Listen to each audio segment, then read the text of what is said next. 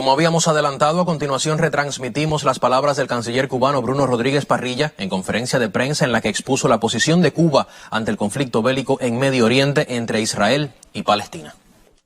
Les damos la bienvenida a la conferencia de prensa que ofrecerá el ministro de Relaciones Exteriores de la República de Cuba, Bruno Rodríguez Parrilla, y que versará sobre los acontecimientos que hoy sacuden al mundo y conmocionan a nuestro pueblo, relacionados con los actos de barbarie que se producen contra el hermano pueblo palestino. Esta conferencia está siendo transmitida en vivo por el canal de noticias Canal Caribe, Cuba Visión Internacional, Radio Habana Cuba y asimismo la televisora Telesur, también por el canal YouTube de la Cancillería de Cuba. Se encuentran presentes representantes de los medios de comunicación nacional, así como 57 corresponsales de 32 medios de prensa extranjera acreditados en Cuba, correspondientes a su vez a 15 países. Ministro, tiene usted la palabra, por favor. Gracias por su presencia. Ayer recibí a los embajadores de los países miembros de la Liga de Estados Árabes acreditados en Cuba, con quienes intercambié sobre la necesidad de encontrar una salida urgente. Les confirmé nuestra invariable solidaridad con la causa palestina y árabe. Cuba condena enérgicamente los bombardeos indiscriminados contra la población de Gaza y la destrucción de viviendas, hospitales e infraestructura civil. Nada puede justificar tales acciones que constituyen un castigo colectivo, graves violaciones del derecho internacional humanitario y crímenes de guerra y lesa humanidad. Condenamos enérgicamente los asesinatos de civiles y personas inocentes como resultado de la actual escalada, sin diferenciar su etnia, procedencia, nacionalidad o fe religiosa. Compartimos el dolor de las comunidades árabe y hebrea de Cuba. En la gravísima coyuntura actual, el Consejo de Seguridad de las Naciones Unidas ni siquiera ha sido capaz de hacer un llamado a detener la masacre. El gobierno de los Estados Unidos vetó ayer en ese órgano una propuesta que meramente llamaba a una pausa humanitaria en el enfrentamiento para permitir el acceso de ayuda a Gaza y garantizar la protección de civiles. Utilizó el pretexto de que era prematuro. Era una resolución que ni siquiera reclamaba un cese al fuego, sino únicamente una pausa humanitaria que permitiera hacer llegar ayuda a la población civil de Gaza bajo agresión indiscriminada y criminal. Esta decisión del gobierno de los Estados Unidos no solo es lamentable, sino también peligrosa. La posición del gobierno de los Estados Unidos compromete el detener esta escalada genocida y encontrar caminos hacia la paz. Sin embargo, no sorprende a nadie. El gobierno de los Estados Unidos ha sido históricamente cómplice y responsable de la impunidad del gobierno de Israel ante sus crímenes cometidos históricamente, cuando ha obstruido la acción del Consejo de Seguridad respecto a Palestina y socavado la paz y estabilidad en el Medio Oriente. Estados Unidos ha vetado en el Consejo de Seguridad 46 resoluciones relacionadas con la situación en el Medio Oriente, incluyendo la cuestión de Palestina. Durante estos más de 10 días hemos seguido con gran preocupación, consternación, conmoción, los graves acontecimientos en el Medio Oriente. Está ocurriendo una catástrofe humanitaria de proporciones extremas en el territorio palestino ocupado de la Franja de Gaza y también en alguna medida en Cisjordania. Una invasión terrestre de la Franja de Gaza, como se ha anunciado por mandos militares israelíes, sería de consecuencias impredecibles. La actual situación es consecuencia de 75 años de ocupación ilegal, de la violación de los derechos inalienables del pueblo palestino en su propio territorio. La impunidad con que actúa el gobierno de Israel solo puede explicarse por su confianza en que no tendrá que rendir consecuencias por sus actos y que cuenta con el respaldo del gobierno de los Estados Unidos y de otros de sus aliados en la OTAN. Israel viola las resoluciones pertinentes de la Organización de Naciones Unidas y flagrantemente sus obligaciones como potencia ocupante en virtud del Cuarto Convenio de Ginebra. Una solución amplia, justa y duradera al conflicto exige inexorablemente el ejercicio del derecho inalienable del pueblo palestino a la libre determinación y a construir su propio Estado, un Estado palestino independiente y soberano dentro de las fronteras anteriores a 1967, con su capital en Jerusalén Oriental y con garantías para el retorno de los refugiados. Esta ha sido la firme posición histórica del movimiento de países no alineados y del Grupo de los 77 y China. Este último la reiteró en la declaración que adoptó en su reunión ministerial celebrada a mediados de diciembre en la sede de la Organización de Naciones Unidas en Nueva York. Cada momento de impunidad, de acción, de pasividad, de dobles raseros o de silencio costará más vidas de inocentes. Hay que actuar de inmediato.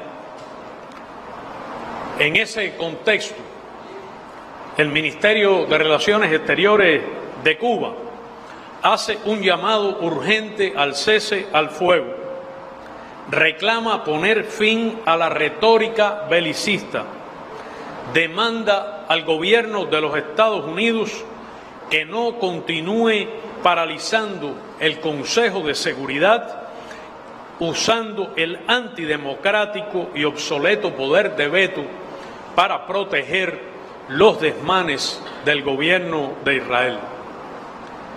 Llama a reanudar de inmediato el 10º periodo extraordinario de sesiones de emergencia de la Asamblea General de las Naciones Unidas. La mayor prioridad de la Asamblea debe ser lograr el cese de la violencia, el cese del fuego y el suministro de ayuda humanitaria urgente y suficiente al pueblo palestino. El Ministerio solicita movilizar con urgencia, bajo la coordinación de las Naciones Unidas, ayuda humanitaria de emergencia para atender la catastrófica situación en Gaza. Llama a todas las partes involucradas a facilitar la entrada y distribución de esa indispensable ayuda humanitaria. Pide a la Asamblea General y al Consejo de Seguridad de Naciones Unidas adoptar todas las medidas necesarias para garantizar la protección internacional a la población palestina.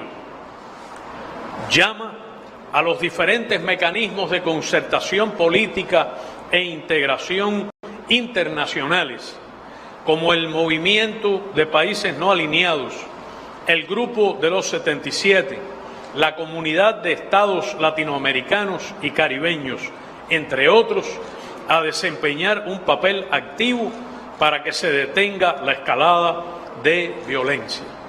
Cuba apoyará y contribuirá en todo lo que esté a su alcance a los esfuerzos internacionales legítimos a fin de poner término a la actual situación. Muchas gracias. Agradecemos al ministro por su presentación y, como es habitual en nuestros encuentros, vamos a pasar a una ronda de preguntas y respuestas. Ruego a cada quien, a cada corresponsal, presentarse e identificar al medio al que pertenece. Por favor, los interesados. Reconozco, Oliver, por allá, por favor.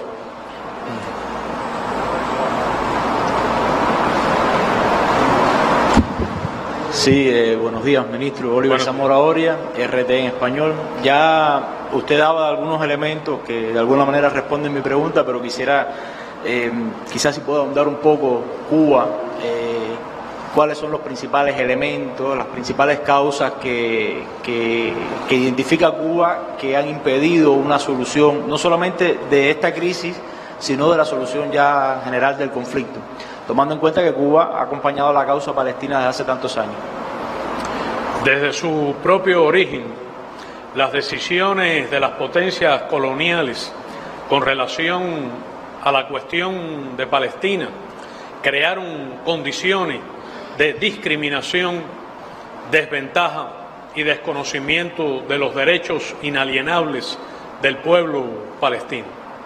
Han sido más de 75 años de violación constante de los derechos humanos de los palestinos de manera masiva, flagrante y sistemática. Ha sido un crimen cometido a lo largo de más de 7 décadas. Califica como un acto de genocidio y ha incluido acciones que pueden tipificarse con arreglo al derecho internacional como crímenes de guerra o de lesa humanidad. Constituyen violaciones muy graves y continuadas del derecho internacional y del derecho internacional humanitario. Han impedido e impiden hasta este momento al pueblo palestino el ejercicio de sus derechos inalienables a la libre determinación, a la creación de un Estado palestino en las circunstancias y condiciones que acabo de explicar. El gobierno de Israel, histórica y actualmente, incumple sus obligaciones como potencia ocupante según define el derecho internacional y los convenios internacionales pertinentes.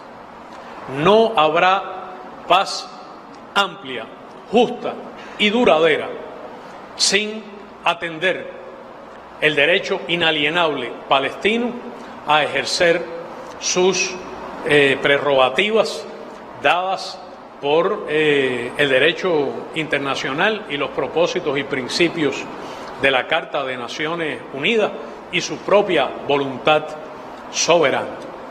Es indiscutible que frente a esta conducta del gobierno de Israel sostenida en el tiempo, ha sido básicamente el gobierno de los Estados Unidos quien ha impedido al Consejo de Seguridad de las Naciones Unidas que en otras circunstancias es prolífico para adoptar resoluciones que incluyen el uso o la amenaza del uso de la fuerza ante distintos fenómenos internacionales, que actúe con arreglo a su mandato y a sus obligaciones para proteger al pueblo palestino y para hacer avanzar hacia la paz y resolver el conflicto del Medio Oriente, cuyo elemento principal es precisamente Palestina, igual que la ocupación de territorios árabes.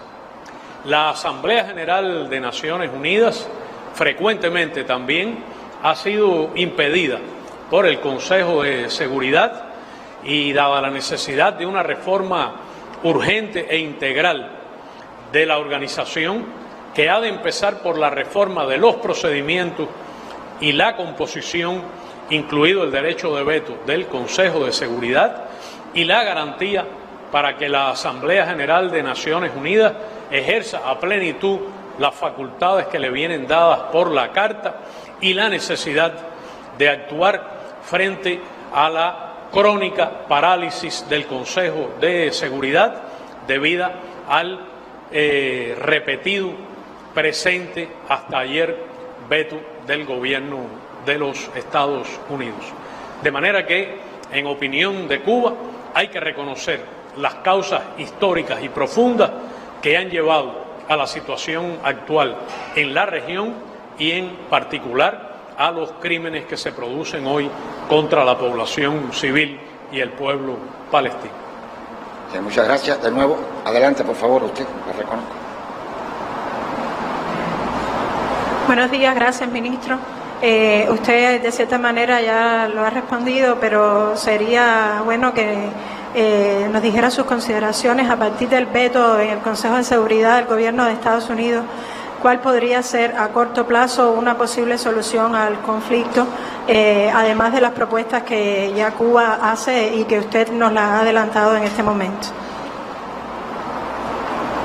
Sí, he presentado un conjunto de propuestas específicas, concretas, urgentes, ajustadas al derecho internacional humanitario, a los propósitos y principios de la Carta de Naciones Unidas.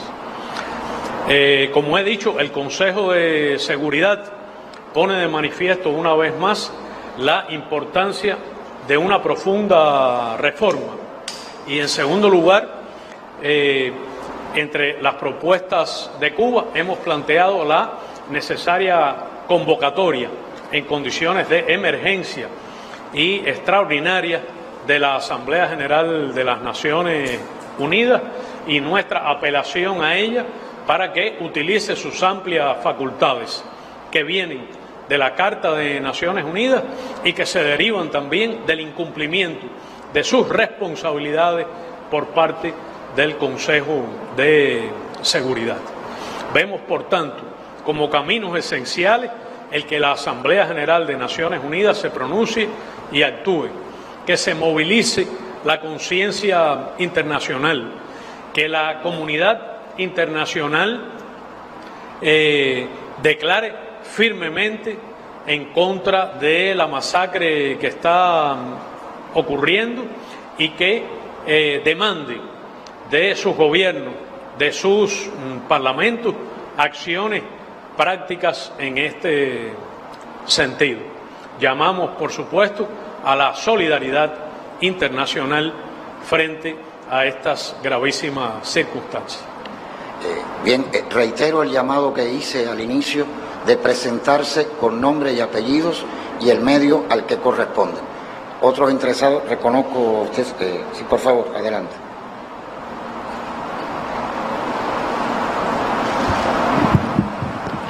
Buenos días. Señor Canciller. ¿Podría identificarse, por favor? Medio. Bassel Ismail Salem, de la revista palestina Al-Hadaf. Como periodista palestino, quiero trasladar el agradecimiento de nuestro pueblo palestino a todos y a los árabes por la solidaridad cubana histórica desde el inicio de la Revolución Cubana, cuando Fidel envió el embajador de la Revolución Cubana, Che Guevara, cuando visitó a la Franja de Gaza, visitó a Palestina en junio del 59. Esto es para nosotros muy, muy importante, todo el apoyo que Cuba brinda a la lucha y a la justa lucha de nuestro pueblo palestino. Muchas gracias. Canciller, ministro, yo tenía varias preguntas, pero con el conjunto de propuestas y lo que escuché, estamos inmediato traduciendo al idioma árabe y hacerlo llegar a nuestro pueblo, que no está solo, y a todos los medios árabes. Solo quería tu valoración junto con todos estos conjuntos que usted como propuestas a la urgente solidaridad, a la urgente solución inmediato del cese del fuego, con todo lo que representa Cuba del grupo presidiendo el grupo 77 más China, más el movimiento no alineado, es el momento en que 5 países vetan y no se puede hacer nada. La reforma que hay que hacer en eso. La pregunta es, ¿qué posibilidad hay de que Cuba, con todo lo que tiene el prestigio y el papel de la diplomacia y política de Cuba, en cuanto a que el BRICS, de qué manera se puede aumentar más mecanismos para que se frene estos 5 que piensan que son dueños del mundo y que el mundo es la mayoría, somos la mayoría que estamos haciendo resistencia a estos 5. Y recuerdo, disculpe, solo una sola vez, que el mundo logró liberarse del régimen del apartheid en Sudáfrica, gracias a este esfuerzo tan grande e importante que hizo Cuba junto con la comunidad internacional. Lo que está en Palestina, aparte del genocidio y la guerra, es un régimen de segregación racial, un régimen del apartheid. ¿Cómo? ¿De qué manera? Y yo quiero recordar historia de la lucha palestina hace 75 años. Hubo una solución en el 49 donde dice: Israel es miembro de las Naciones Unidas, pero siempre cuando cumple 3 condiciones. Recordemos cuáles son estas 3 condiciones. Hoy en día cumple Israel con estas 3 condiciones. Un país amante de la paz, acepta el retorno de los refugiados palestinos. ¿Y dónde está el Estado palestino que tenía que estar creado con la resolución de la división de Palestina? Como palestinos, el espíritu y la moral de todos estamos y tenemos el derecho de preguntar: ¿para qué? ¿Y por qué está Israel dentro de las Naciones Unidas? Si no está cumpliendo por la Carta Magna de las Naciones Unidas. Pido disculpas por el sentimiento que uno trata de expresar. Nuestro pueblo no está solo. Gracias, ministro. Le agradezco y le ruego que transmita a través del órgano de prensa que representa y todos los medios palestinos en prensa y en redes digitales la profunda solidaridad del gobierno y el pueblo cubanos con el hermano pueblo palestino. Yo me he referido a la necesidad de una reforma profunda de la Organización de Naciones Unidas, que ha de atender además a la necesidad de protegerla y salvarla frente a intentos de imponer contra la tendencia histórica y la situación internacional actual un mecanismo unipolar al mundo. En segundo lugar, Cuba se opone resueltamente a la ambigua pero políticamente motivada y perversa idea de construir un mundo sujeto a reglas, y pregunta: ¿cuáles han de ser esas reglas y quiénes han de establecerlas? Porque cuando se habla de un mundo sujeto a reglas, se quiere decir implícitamente que se trata de otras reglas y no las reglas actuales y reconocidas del derecho internacional y del derecho internacional humanitario y de la Carta de las Naciones Unidas. No aceptaremos la imposición caprichosa, arbitraria y antidemocrática de otras reglas que no sean las que se deriven de un proceso intergubernamental, amplio, universal, democrático y en el seno de la Asamblea General de las Naciones Unidas, que es su órgano más democrático y representativo. En tercer lugar, yo me he referido en particular al uso del veto en el Consejo de Seguridad sistemáticamente contra los derechos y la protección y la paz del pueblo palestino, y en efecto Cuba se opuso siempre históricamente a la existencia del derecho de veto, que considera obsoleto, aunque reconoce que el derecho a veto se ha ejercido también históricamente para proteger a estados soberanos y pequeños contra la agresión imperialista. De manera que cuando me refiero al Consejo de Seguridad, me estoy refiriendo al conjunto de este, cuya composición, incluso entre sus miembros permanentes, es diversa. Pero sí reclamo que haya una profunda reforma del Consejo de Seguridad que corrija el desbalance discriminatorio para los países del sur en materia de una insuficiente representación geográfica, que amplíe la condición de miembros permanentes y en el camino hacia la eliminación del derecho a veto, con todos los derechos que tienen hoy los miembros permanentes, a estados de América Latina y el Caribe, África y Asia, incluidos los estados árabes.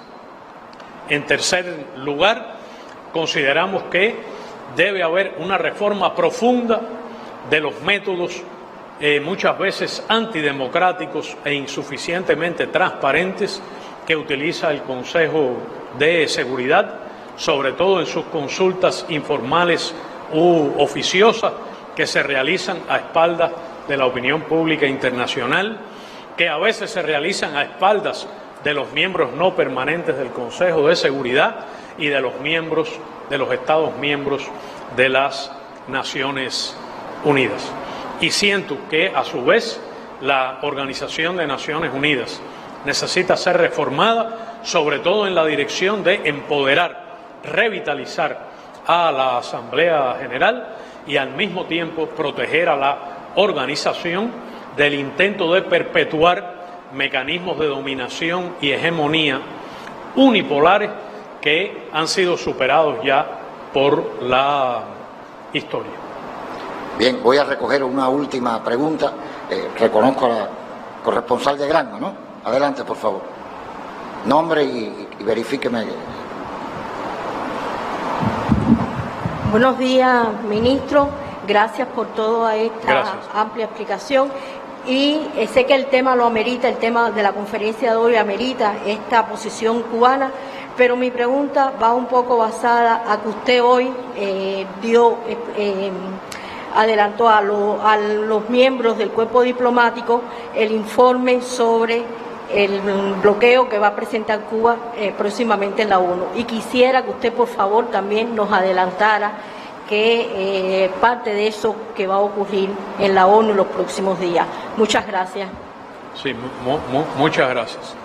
Hace apenas hora y media he sostenido una reunión con todo el cuerpo diplomático acreditado en La Habana para presentar el informe de Cuba al secretario general de las Naciones Unidas en obediencia a la resolución necesidad de poner fin al bloqueo económico, comercial y financiero impuesto por los Estados Unidos de América contra Cuba, que mandata al secretario general para hacer este ejercicio.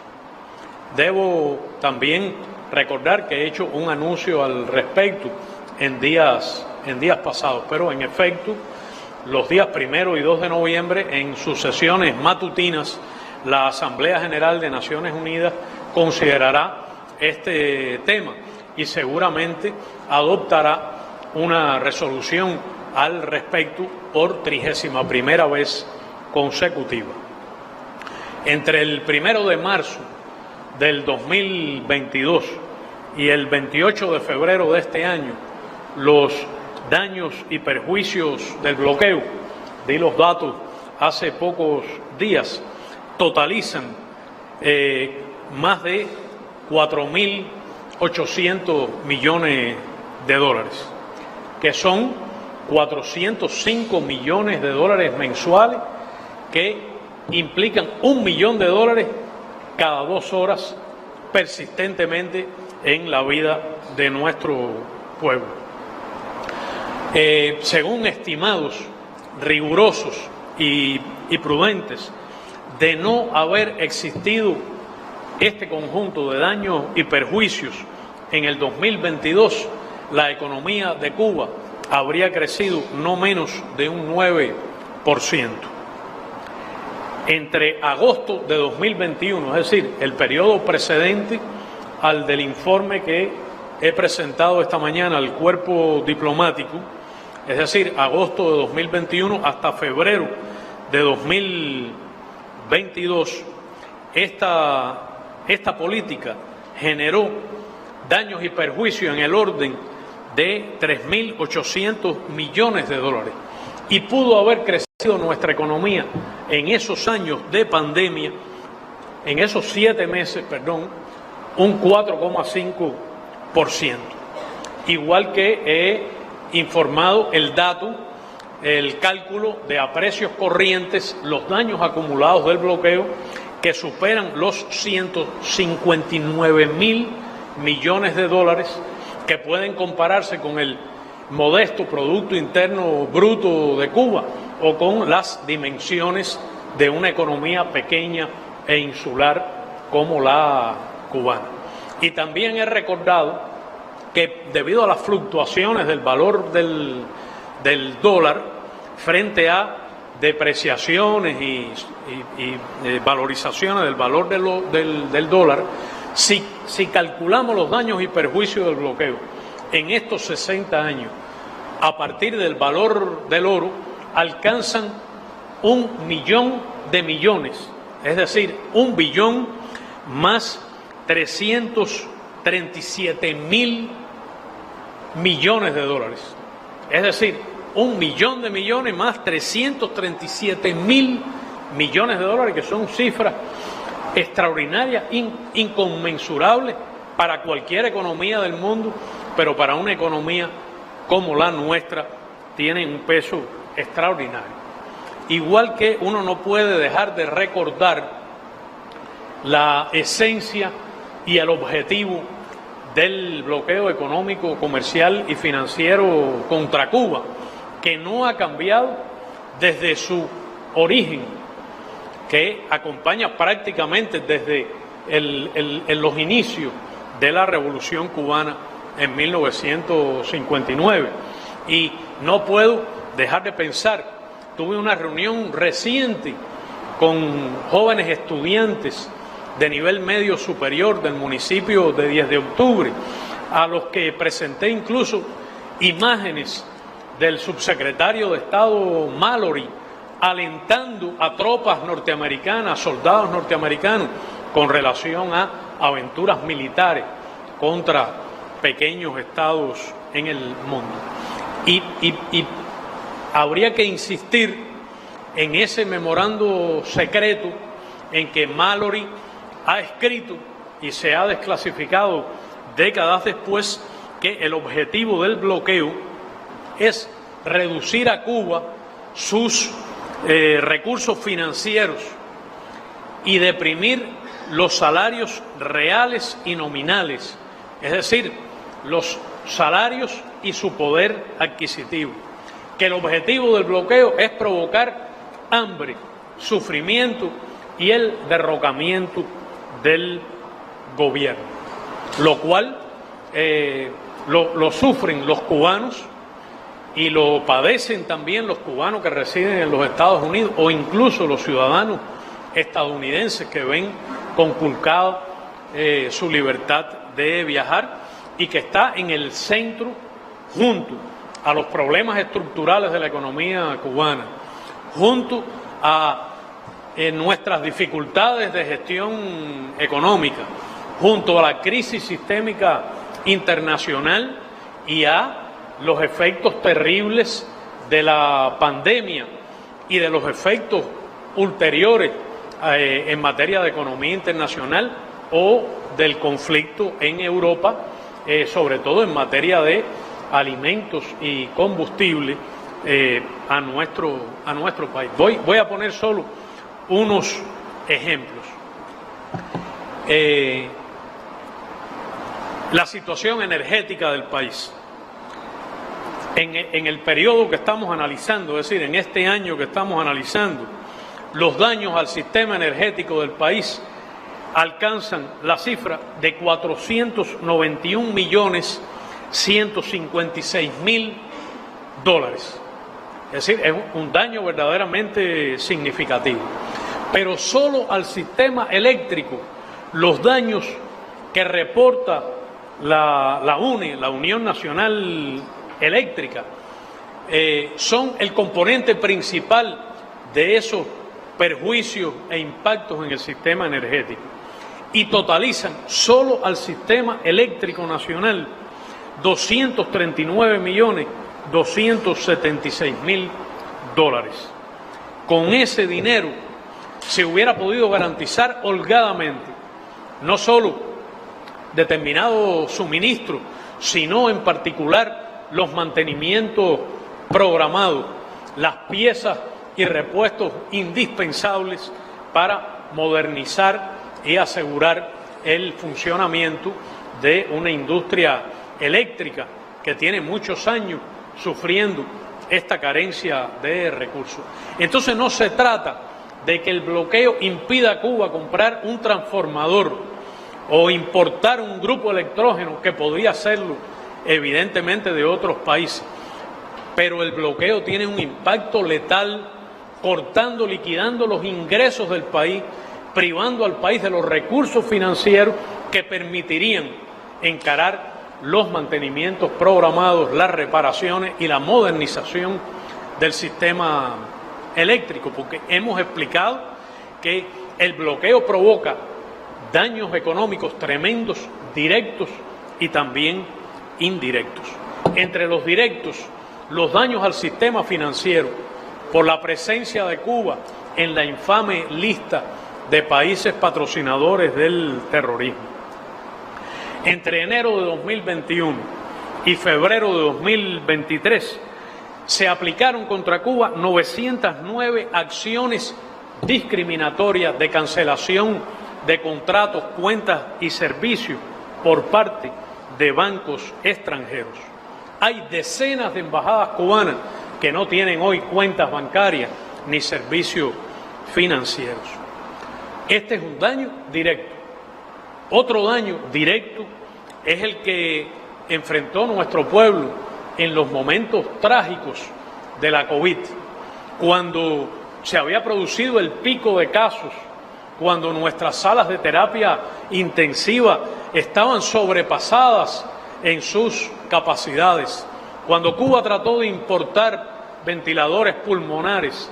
Los efectos del bloqueo, que esta vez son indirectos, impidieron a compañías europeas suministrarlos, o porque son subsidiarias de compañías norteamericanas, lo cual es una grosera violación de las normas de comercio del derecho internacional, o por el efecto disuasorio, intimidatorio del bloqueo que transmite el miedo a realizar operaciones, incluso humanitarias, con Cuba, bajo la amenaza de que se corten sus negocios en Estados Unidos o se les apliquen sanciones. Eso ocurrió también para la escalada industrial, es decir, la producción masiva de las vacunas cubanas contra la COVID afectó la importación de insumos, partes y piezas para hacerlo, y se manifestó en su arista más cruel y genocida, y califico al bloqueo de un acto de genocidio sobre la base de las convenciones internacionales, en estricto censo, en aplicación de la tipificación que establecen esas convenciones como un acto de genocidio. Pero nunca fue tan claro ni tan cruel como el haber impedido a Cuba adquirir oxígeno medicinal cuando se produjo la avería de nuestra planta productora de oxígeno en el pico de asfixia del país por el virus y por el bloqueo que lo tomó como un aliado cruel. Y en ese momento quedó claro que el gobierno de los Estados Unidos miente de manera supina y directa cuando afirma que el bloqueo no incluye medicamentos ni equipos médicos. En aquel momento quedó demostrado, ante el intento de 2 compañías estadounidenses de suministrar oxígeno a Cuba, de que para enviar en medio de una pandemia, en el momento crítico, un balón de oxígeno de los Estados Unidos a Cuba, hay que recibir una licencia específica del gobierno de los Estados Unidos, que pasa por un largo e impredecible proceso de decisión de al menos 5 agencias o ministerios del gobierno de los Estados Unidos y que no se produjo. Y añado que Cuba dispone de la evidencia de que agencias del gobierno de los Estados Unidos obstaculizaron suministros de oxígeno a Cuba por parte de compañías extranjeras de 2 países latinoamericanos. La relatora de las Naciones Unidas sobre las medidas coercitivas unilaterales visitó, creo que fue en mayo, nuestro país y constató de primera mano estos efectos. Con relación a los alimentos, el bloqueo provoca un daño también indirecto porque priva al país de los recursos financieros para importar alimentos. Es verdad que Cuba puede adquirir algunos productos agrícolas y alimentos en Estados Unidos, pero bajo reglas draconianas, bajo normas totalmente discriminatorias, que son violaciones de las reglas universalmente aceptadas de comercio internacional y de la libertad de comercio y navegación. Es verdad que Cuba compra apoyo en Estados Unidos, pero tiene que hacerlo a los precios del mercado, tiene que hacerlo pagando por adelantado, tiene que hacerlo sin acceso a créditos privados, tiene que hacerlo sin poder exportar a Estados Unidos, y el comercio en el mundo es bidireccional y basado en créditos. Y solo pueden transportarse esos embarques en buques norteamericanos que entonces tienen que regresar vacíos a sus puertos madre. En lo que va de año 2023, lo que llamamos en Cuba la canasta familiar normada, que se sabe que no alcanza para satisfacer todas las necesidades, pero que atiende las necesidades indispensables de todas las familias cubanas, sin excepción, bajo precios extraordinarios, altísimamente subsidiados. Pero la canasta normada en lo que va de 2023 y para el año requeriría casi 2.000 millones de dólares, exactamente 1.648 millones de dólares, con 1/3 de los impactos, de los daños del bloqueo para este periodo más reciente, para estos últimos meses. Entre marzo de 2022 y febrero de 2023 se habrían podido cubrir todos los gastos holgadamente con ese concepto. De manera que el bloqueo está omnipresente, es opresivo de una manera permanente y extraordinariamente endurecida, extrema, inédita en comparación con toda la historia anterior del bloqueo desde el año 2019. Las medidas contra el turismo, que fueron de las primeras que empezaron a aplicarse, con la prohibición de los cruceros, la obstaculización de vuelos la suspensión de los vuelos desde Estados Unidos, la privación de servicios consulares en La Habana y otros, han afectado seriamente el turismo, que se sabe que es uno de los principales ingresos. Además de que el turismo está sufriendo los embates de las circunstancias económicas y de conflicto internacional. Pero solo en este periodo, estos daños directos del bloqueo al turismo significaron pérdidas en el orden de 1.089 millones de dólares. Y más recientemente, la decisión del gobierno de los Estados Unidos de privar de una visa casi automática, amistosa, inmediata, que no requiere ningún procedimiento, un ciudadano de 48 países, casi todos los industrializados y algunos otros, con su móvil en la mano, puede simplemente poner los datos y viajar, abordar una línea aérea y viajar a los Estados Unidos. Pero el gobierno de los Estados Unidos, en una de sus últimas acciones contra el turismo a Cuba, adoptada por el gobierno demócrata actual, estableció la privación de la visa conocida como visa ESTA, de este sistema preferencial de visados, a toda persona que haya visitado a Cuba con posterioridad a enero de 2021, lo cual significa un elemento intimidatorio de violencia sobre la voluntad de los ciudadanos del mundo que desearían poder visitar nuestro país y también viajar a los Estados Unidos. Y es una decisión relativamente reciente del gobierno de Estados Unidos que está anclada en la determinación de Cuba como Estado patrocinador del terrorismo en esa lista infame, decisión que fue adoptada, es decir, la de la inclusión de Cuba, solo 9 días antes de que el presidente Trump abandonara la Casa Blanca, pero que el presidente Biden asume la responsabilidad histórica de haber aplicado la misma política contra Cuba, incluidos los efectos letales de esa denominación hasta el día de hoy, en incumplimiento flagrante de sus compromisos electorales con sus propios electores, incluidos los cubanos residentes en los Estados Unidos que le dieron su voto entonces. Me excuso por haber dado una respuesta larga. Le agradecemos, ministro, por su presentación. También agradecemos vuestra presencia acá con nosotros. Pido, por favor, que permanezcan sentados unos breves minutos para despedir al ministro y ya damos por concluida esta conferencia. Muchas gracias. Recibieron el folleto. Live better, end the embargo. Mejor sin bloqueo. Muchas gracias.